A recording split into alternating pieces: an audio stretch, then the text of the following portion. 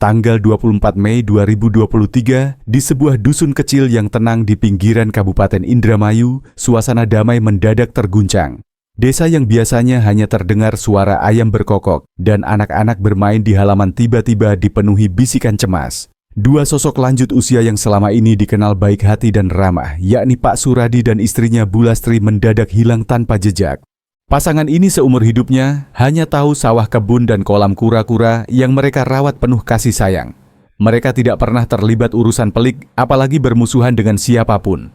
Namun anehnya pagi itu keduanya lenyap begitu saja, seolah ditelan bumi. Beberapa hari kemudian kabar mengerikan menyebar, jasad mereka ditemukan di dasar kolam kura-kura di belakang rumah. Yang lebih mengejutkan, pelakunya bukan orang asing, melainkan anak kandung mereka sendiri, seorang pria bernama Andi. Pertanyaan besar pun muncul, mengapa seorang anak tega menghabisi nyawa orang tuanya yang telah membesarkannya. Dalam kisah ini, kita akan menelusuri dari awal retakan kecil dalam hubungan keluarga itu, hingga akhirnya tersingkap kebenaran kelam di balik kolam yang selama ini dianggap tempat penuh kenangan.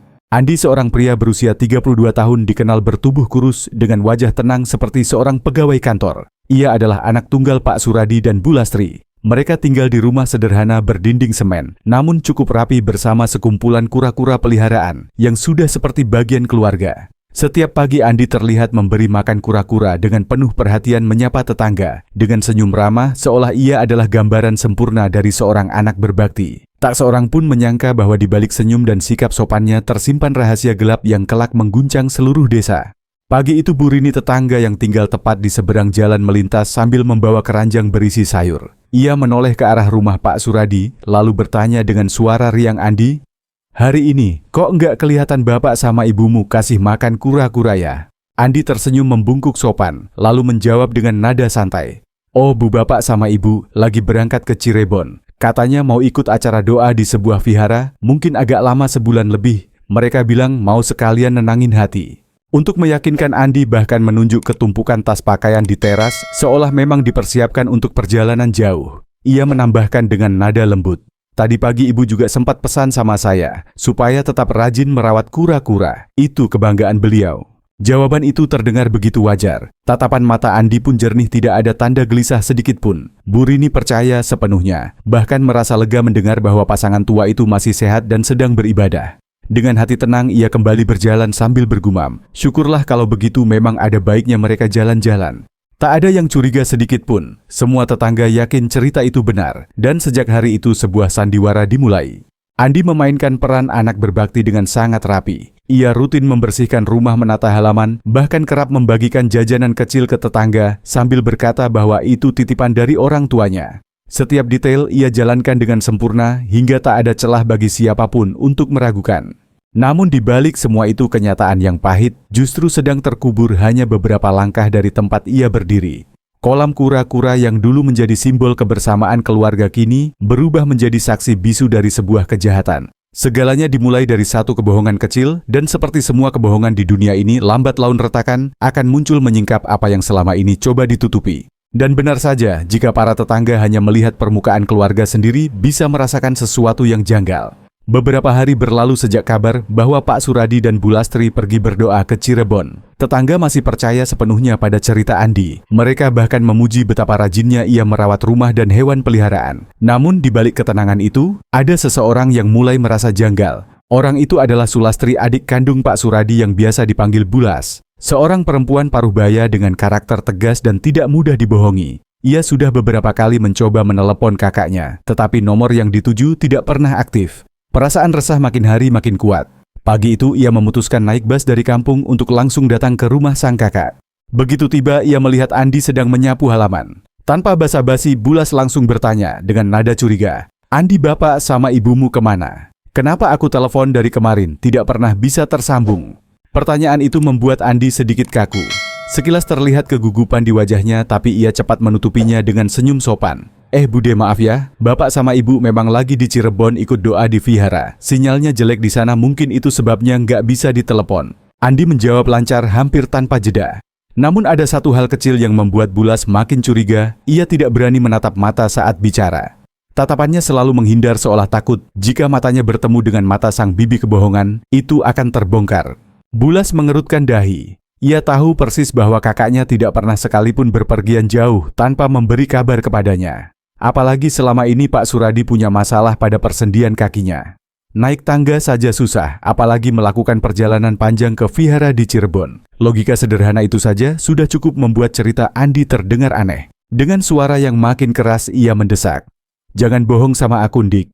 Kakakmu mana, Mbak Lastri mana? Aku masih sempat bicara sama mereka minggu lalu. Kakak iparmu bahkan nangis cerita tentang kamu yang minta jual tanah untuk bayar utang. Sekarang tiba-tiba mereka hilang begitu saja. Kalau kamu nggak bisa kasih jawaban jelas, aku lapor polisi." Andi langsung pucat. Tangannya yang memegang gagang sapu mulai gemetar. Ia mencoba menenangkan keadaan dengan meraih tangan Bulas. "Bude, jangan salah paham dulu. Biar aku coba telepon lagi, mungkin nanti mereka bisa angkat. Jangan buru-buru lapor, kasihan bapak sama ibu." Namun Bulas menepis tangannya dengan kasar. Sorot matanya dingin penuh ketegasan. "Kalau begitu aku tunggu sampai sore ini. Kalau tetap nggak bisa dihubungi, aku yang akan langsung ke kantor polisi. Kamu jangan pikir aku bisa dibohongi seperti tetangga lain." Ucapan itu bagai petir yang menyambar Andi. Ia sadar topeng yang selama ini ia pakai mulai retak. Budelas tidak mudah dibujuk, apalagi ia tahu betul kebiasaan kakak beradik Suradi dan Lastri. Cerita perjalanan panjang itu hanya akan memperbesar kecurigaan.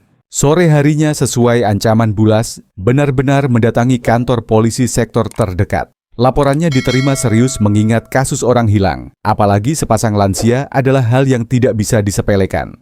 Malam itu juga tim penyidik dipimpin seorang perwira senior bernama Kompol Hendra langsung menuju rumah Andi. Berbeda dengan bayangan orang, kebanyakan kedatangan polisi tidak disertai sirine atau keramaian. Mereka datang tenang menyamar layaknya tamu biasa agar tidak menimbulkan kehebohan. Andi menyambut dengan senyum tipis dan sikap ramah mempersilakan mereka duduk di ruang tamu. Ia bahkan menyiapkan teh hangat dan kue kering seolah menjadi tuan rumah yang sopan dan terbuka. Kompol Hendra memulai percakapan dengan suara tenang. "Jadi bapak dan ibumu sedang ke Cirebon. Kapan berangkatnya?" Andi menjawab cepat. "Sekitar 10 hari lalu, Pak. Katanya mau ikut acara doa sekalian menenangkan hati. Biasanya mereka memang suka begitu tiap tahun." Jawaban itu terdengar masuk akal bagi orang awam. Tapi bagi seorang penyidik berpengalaman seperti Kompol Hendra, ada sesuatu yang janggal. Ia tahu betul orang yang terbiasa berbohong seringkali terlihat terlalu lancar, berbicara tanpa keraguan sedikit pun, seolah sudah menyiapkan jawaban jauh-jauh hari. Polisi kemudian berkeliling rumah memperhatikan setiap detail. Ruangan terlihat sangat bersih, terlalu bersih bahkan. Lantai masih basah seolah baru saja dipel, dan ada bau pembersih menyengat yang belum sepenuhnya hilang.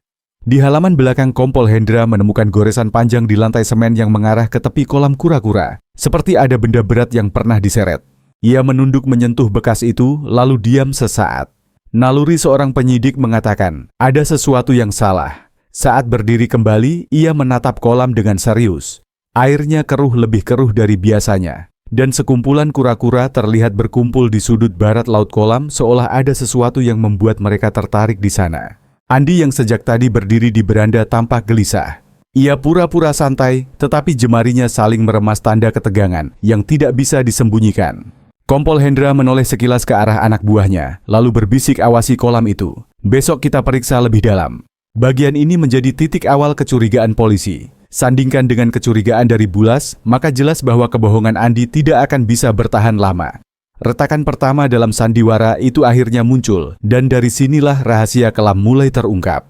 Keesokan paginya, tim penyidik kembali ke rumah Andi dengan persiapan lebih matang. Kali ini mereka membawa perlengkapan sederhana untuk melakukan pemeriksaan lingkungan.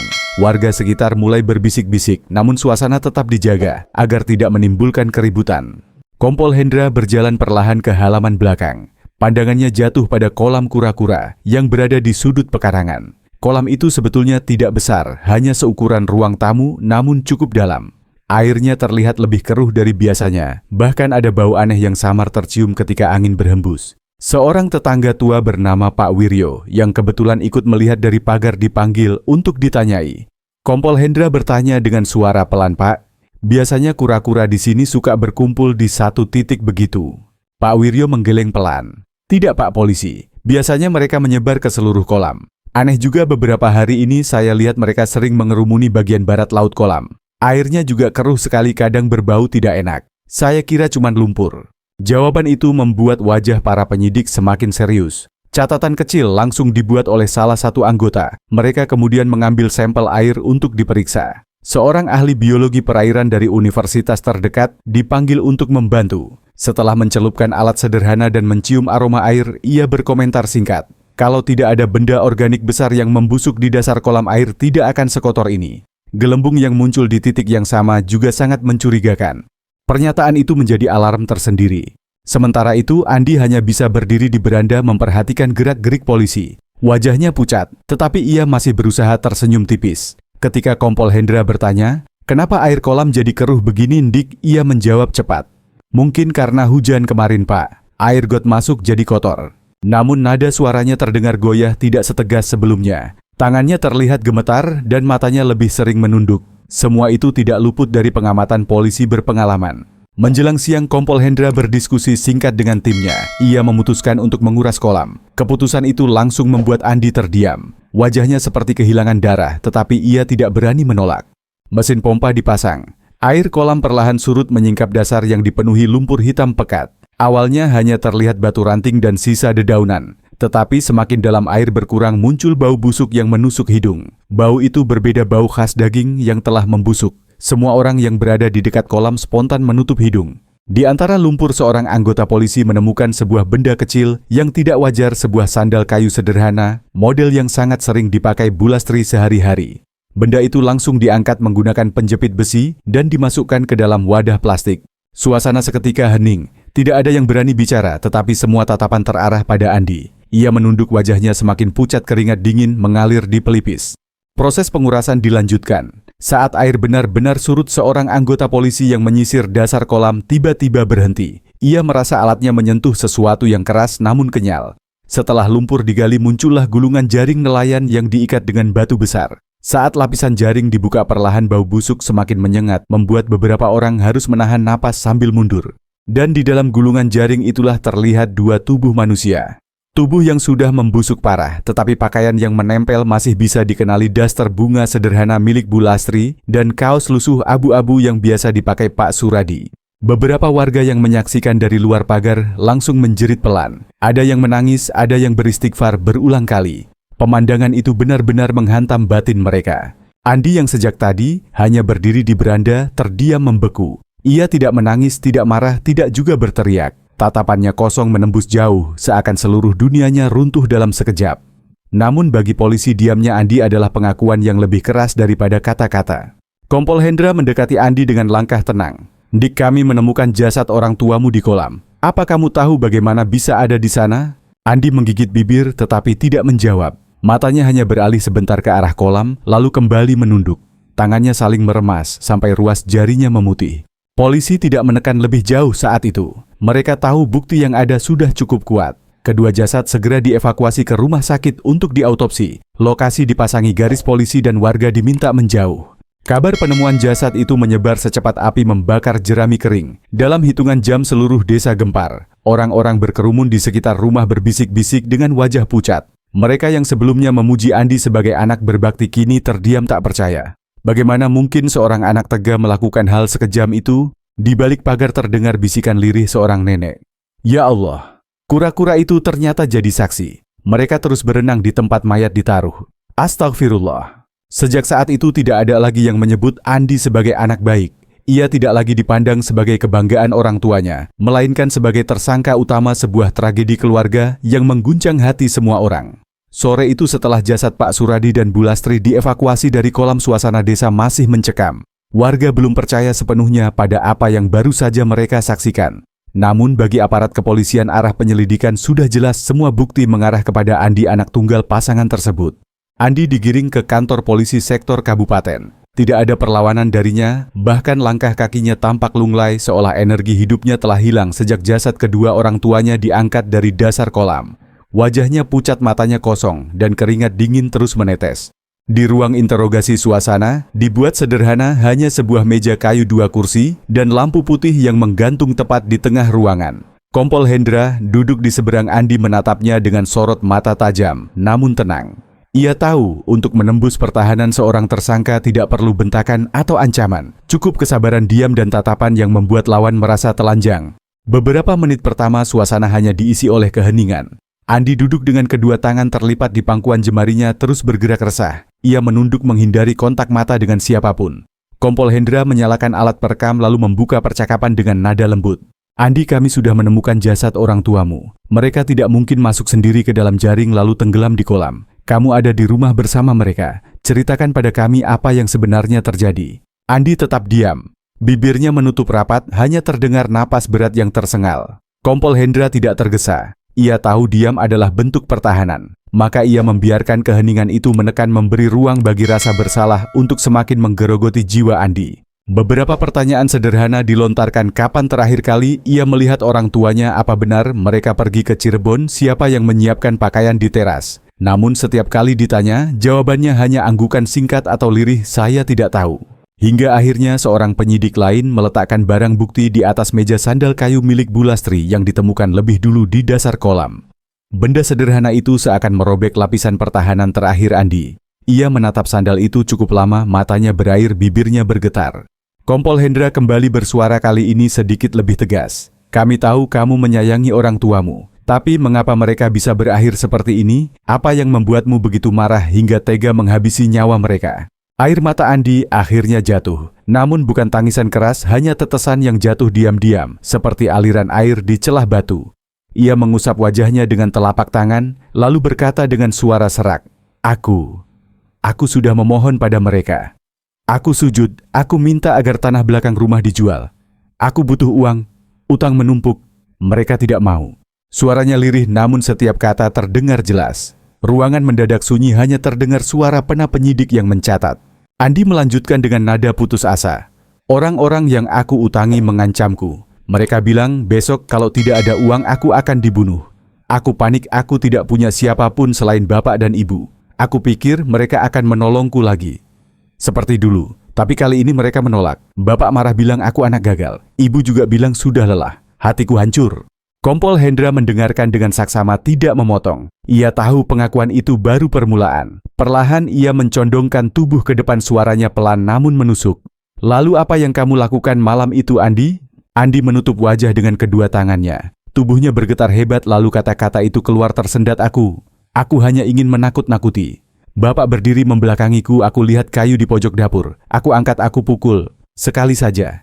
Tapi bapak langsung jatuh. Ibu menjerit berlari ke arahku. Aku panik. Aku tidak berpikir. Aku juga memukulnya. Suaranya pecah, ruangan bergema oleh isakan tertahan. Tidak ada pembelaan lagi. Tidak ada alasan yang mampu menghapus fakta dua orang yang telah melahirkan dan membesarkannya kini mati di tangannya sendiri. Setelah itu Andi menjelaskan bagaimana ia berusaha menutupi jejak. Bagaimana ia menyeret jasad kedua orang tuanya ke belakang rumah, membungkus dengan jaring nelayan, lalu menenggelamkan ke kolam. Bagaimana ia membersihkan lantai dengan sabun, mengganti pakaian, lalu berpura-pura hidup normal keesokan harinya. Aku kira semua akan beres. Aku kira orang-orang akan percaya mereka pergi jauh. Aku tidak sangka, kura-kura itu malah berkumpul di tempat aku menyembunyikan mereka. Seolah mereka tahu, bisiknya lirih. Pengakuan itu menggetarkan semua yang hadir di ruangan. Bukan hanya karena kejahatan yang dilakukannya, tetapi juga karena dinginnya cara ia menceritakan, campuran antara rasa takut, putus asa, dan penyangkalan. Kompol Hendra menutup buku catatannya. Ia menatap Andi dengan sorot mata tajam. Andi, tidak ada orang tua yang ingin anaknya celaka. Tapi tidak ada juga alasan di dunia ini yang bisa membenarkan apa yang kamu lakukan. Kamu bukan hanya membunuh mereka, kamu juga berusaha mengubur kebenaran. Dan kebenaran sekuat apapun kamu tekan akan selalu muncul. Andi hanya menunduk, air matanya menetes lagi, namun tidak ada kata maaf yang keluar. Yang terdengar hanya bisikan lirih berulang-ulang. Aku takut. Aku tidak tahu harus bagaimana. Aku takut. Dan pada malam itu status Andi resmi ditetapkan tersangka utama kasus pembunuhan orang tua kandungnya sendiri. Beberapa hari setelah pengakuan mengejutkan, Andi, polisi menggelar rekonstruksi kejadian di rumah keluarga Suradi. Langkah ini dilakukan untuk memastikan kronologi peristiwa sesuai dengan pengakuan tersangka, sekaligus menguatkan bukti di persidangan nanti. Pagi itu halaman rumah yang dulu selalu tenang berubah menjadi lokasi penuh ketegangan. Garis polisi masih membentang mengelilingi pekarangan. Puluhan warga desa berdiri di luar pagar berdesakan ingin menyaksikan dengan mata kepala sendiri bagaimana seorang anak tega menghabisi kedua orang tuanya. Andi dibawa ke lokasi dengan tangan terborgol, wajah tertunduk, rambut acak-acakan. Pakaian tahanan berwarna oranye yang dikenakannya seakan menjadi penanda bahwa anak yang dulu dibanggakan telah berubah menjadi tersangka pembunuhan. Tatapan warga menembus tubuhnya. Ada yang penuh amarah, ada yang tak percaya, dan ada pula yang hanya bisa meneteskan air mata. Adegan pertama. Di ruang tengah, Andi diminta memperagakan saat pertengkaran dengan ayahnya terjadi. Dengan suara lirih, ia menjelaskan, "Waktu itu saya minta tanah dijual, Bapak menolak. Suara Bapak meninggi, beliau marah, bilang saya hanya merepotkan. Saya merasa dipukul harga diri saya." Polisi menghadirkan pemeran pengganti sebagai korban agar rekonstruksi lebih jelas. Andi diminta menunjukkan posisi ayahnya berdiri dan di mana ia mengambil sebatang kayu di sudut dapur. Tangannya gemetar saat memegang replika kayu yang disiapkan. Ia mengayunkan sekali ke arah belakang pemeran pengganti, memperlihatkan bagaimana pukulan pertama membuat sang ayah terjatuh. Warga yang melihat dari luar pagar menutup mulut, beberapa menjerit lirih. Adegan itu begitu menusuk, seakan mengulang kembali tragedi yang membuat satu keluarga hancur. Adegan kedua. Tak berhenti di situ, Andi melanjutkan ke momen saat ibunya berlari menghampiri. Ibu berteriak mencoba menahan saya. Saya panik, saya tidak tahu apa yang harus dilakukan. Lalu saya juga memukulnya. Kalimat itu keluar terputus-putus. Ia tidak sanggup menatap ke arah siapapun. Tangannya gemetar begitu keras hingga polisi harus menopangnya. Suasana semakin hening, hanya terdengar isakan beberapa warga perempuan yang mengenal baik Bu Lastri. Adegan ketiga. Rekonstruksi berlanjut ke halaman belakang. Andi menunjukkan bagaimana ia menyeret jasad kedua orang tuanya melewati lantai semen yang kini masih menyisakan goresan. Lalu ia menurunkan tubuh mereka ke tepi kolam, membungkus dengan jaring nelayan, dan menenggelamkan bersama batu pemberat. Setelah itu saya membersihkan lantai dengan sabun, mencuci pakaian, lalu pura-pura seperti tidak terjadi apa-apa, ujarnya lirih. Adegan itu membuat seluruh warga terdiam membeku. Tidak ada yang menyangka bahwa di balik kolam kura-kura yang selama ini dianggap simbol ketenangan tersimpan rahasia sekelam itu. Guncangan psikologis warga. Seusai rekonstruksi, warga desa masih berdiri lama di sekitar lokasi. Mereka tidak hanya marah pada Andi, tetapi juga terpukul karena menyadari bahwa tragedi itu terjadi begitu dekat dengan kehidupan mereka sehari-hari. Padahal setiap pagi saya lihat dia kasih makan kura-kura dengan penuh kasih. Tidak pernah saya sangka. Ternyata di balik senyum itu ada mayat orang tuanya sendiri, kata Bu Rini dengan suara bergetar. Pak Wiryo, tetua desa, menambahkan dengan nada getir. Kejahatan ini akan jadi pelajaran pahit bagi kita semua. Kasih sayang yang salah arah bisa membuat anak merasa selalu berhak ditolong, sampai akhirnya kehilangan moral. Anak-anak dilarang mendekat ke rumah itu. Orang tua mereka khawatir bayangan kejadian itu menimbulkan trauma. Bahkan beberapa orang percaya, setiap malam terdengar suara gemericik air di bekas kolam yang kini sudah dikuras habis, seolah-olah roh pasangan tua itu masih menuntut keadilan. Dampak pada keluarga besar. Di sisi lain, keluarga besar korban juga mengalami guncangan hebat. Bulas, adik Pak Suradi, hadir dalam rekonstruksi dengan wajah keras namun mata sembab. Ia tidak menangis di depan umum, tetapi tangannya terus menggenggam kain jarit yang basah oleh air mata. Saudaraku tidak layak mati di tangan anaknya sendiri. Aku tidak tahu bagaimana harus menatap makam mereka. Nanti, ucapnya lirih saat ditemui wartawan.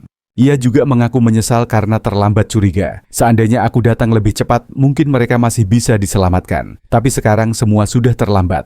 Kesimpulan sementara polisi. Bagi kepolisian, rekonstruksi ini menguatkan semua bukti. Motif sudah jelas, tekanan utang dan permintaan uang yang ditolak. Cara pembunuhan pun sesuai dengan temuan forensik, pukulan benda tumpul di kepala yang menyebabkan kematian seketika.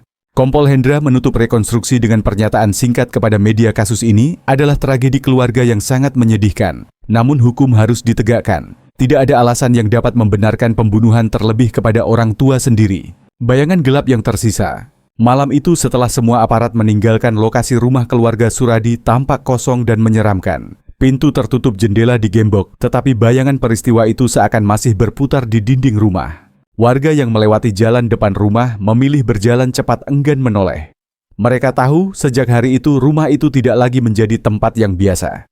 Ia sudah berubah menjadi simbol pengkhianatan anak kepada orang tua, sebuah noda kelam yang sulit dihapus dari ingatan kolektif desa.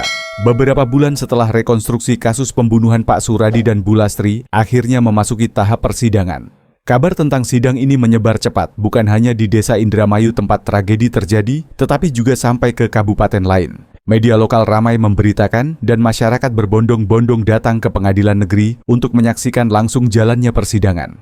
Pagi itu ruang sidang penuh sesak. Warga desa duduk berdesakan, sebagian harus berdiri karena kursi tidak cukup. Wajah-wajah mereka memancarkan campuran amarah, rasa ingin tahu sekaligus rasa iba. Di kursi khusus, terdakwa Andi dibawa masuk dengan tangan terborgol, kepala menunduk. Rambutnya tipis, wajahnya pucat, dan tubuhnya tampak lebih kurus dibandingkan saat pertama kali ditangkap. Tatapan semua orang tertuju padanya. Ada yang menggeleng, ada yang berbisik penuh geram, ada pula yang hanya menghela napas panjang. Tak seorang pun bisa memahami bagaimana anak yang dulu disebut-sebut berbakti justru tega mengakhiri hidup kedua orang tuanya sendiri. Membacakan dakwaan, jaksa penuntut berdiri dan mulai membacakan dakwaan dengan suara tegas. Setiap kata menggema di ruang sidang menekan hati semua orang yang mendengar. Bahwa terdakwa Andi dengan sengaja dan dengan niat melakukan tindak pidana pembunuhan terhadap ayah kandungnya Suradi dan ibu kandungnya Lastri dengan menggunakan benda tumpul berupa kayu. Setelah itu terdakwa berusaha menghilangkan jejak dengan menyembunyikan jasad korban di dalam kolam kura-kura di belakang rumah. Tindakan terdakwa tergolong kejahatan yang sangat serius dan memenuhi unsur pasal 340 KUHP tentang pembunuhan berencana. Kalimat itu membuat suasana ruang sidang menegang. Sebagian warga meneteskan air mata, sebagian lain mengumpat pelan.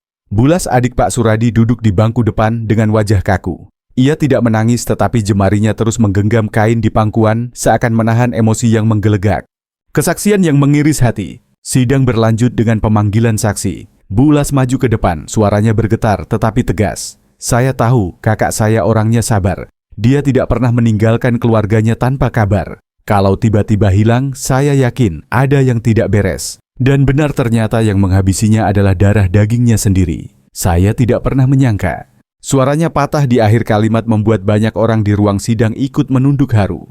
Kemudian giliran beberapa tetangga memberi kesaksian.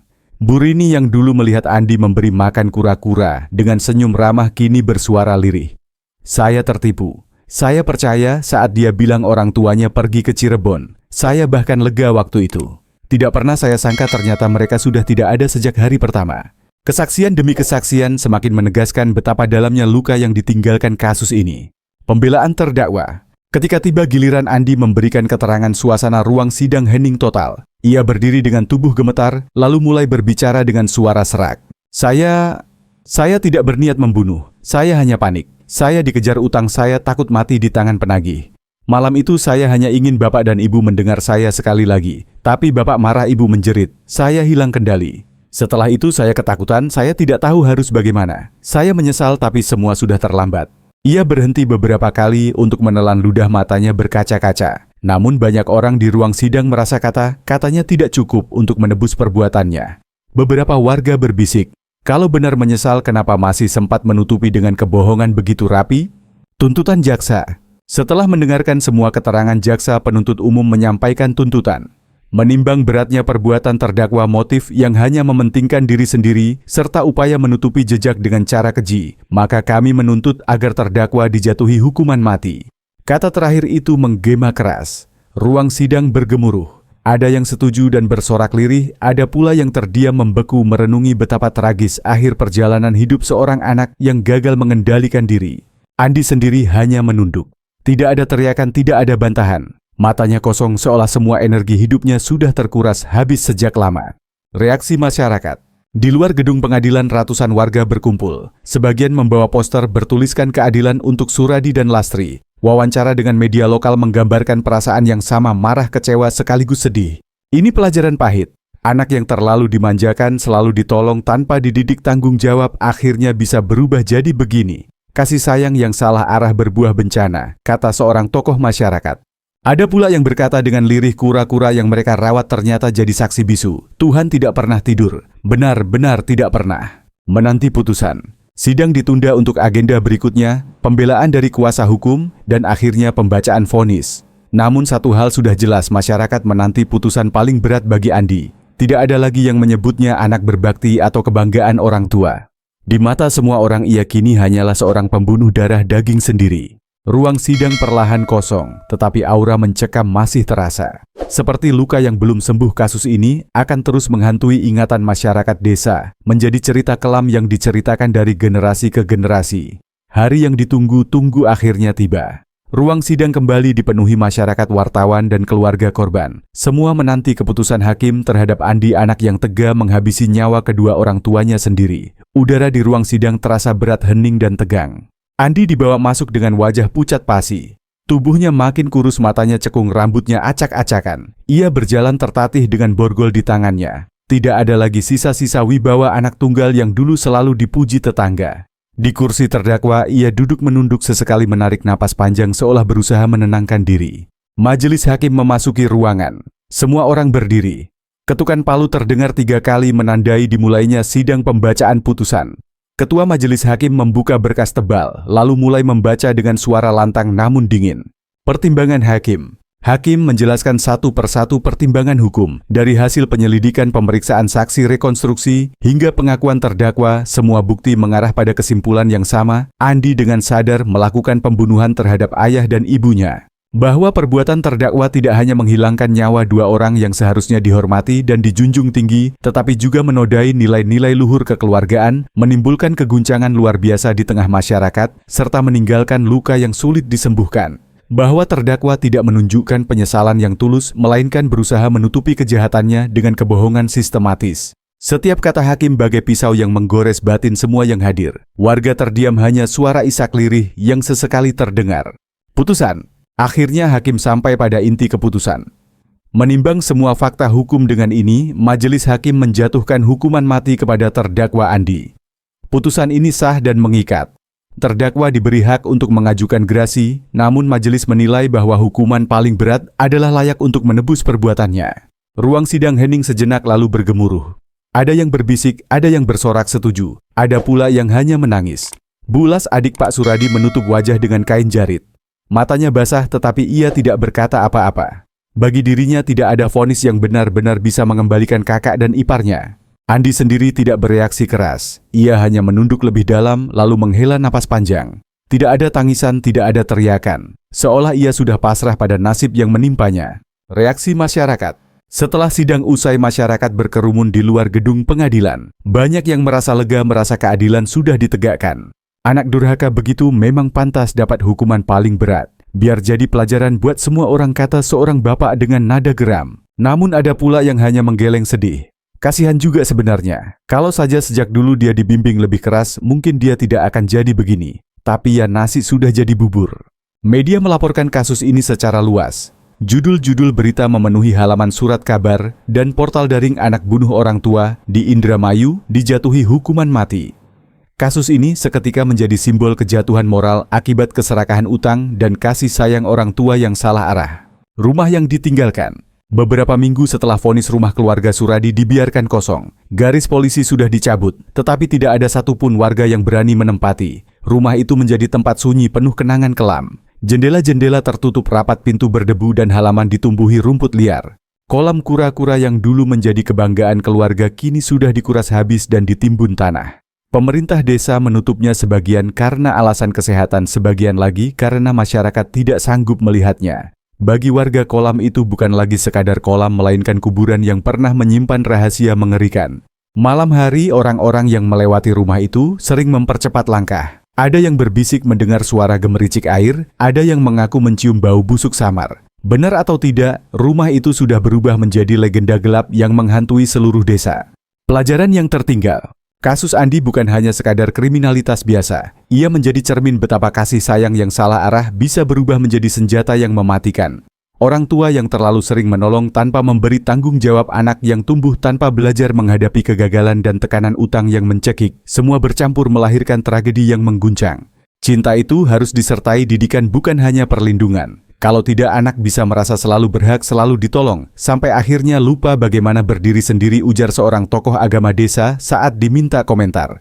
Kata-kata itu menjadi pengingat bagi banyak keluarga, bahwa mendidik anak bukan sekadar memberi apa yang diminta, melainkan juga membentuk karakter agar kelak bisa bertanggung jawab atas hidupnya sendiri. Penutup. Hari itu vonis mati dijatuhkan. Namun sebenarnya hukuman itu bukan hanya ditujukan untuk Andi seorang. Ia menjadi peringatan keras bagi siapapun yang mendengar kisah ini, bahwa pengkhianatan terhadap orang tua adalah dosa yang paling berat, dan kejahatan sekecil apapun pada akhirnya akan terbongkar. Kolam kura-kura di belakang rumah Suradi kini tinggal cerita. Tetapi bagi warga desa, setiap kali angin malam bertiup melewati jalan itu, mereka teringat pada tragedi mengerikan yang tidak akan pernah bisa dihapus dari ingatan. Tragedi Indramayu ini akan selalu dikenang bukan sebagai cerita kriminal semata, tetapi sebagai pelajaran pahit bahwa kasih sayang yang salah arah bisa melahirkan bencana paling kelam dalam sebuah keluarga.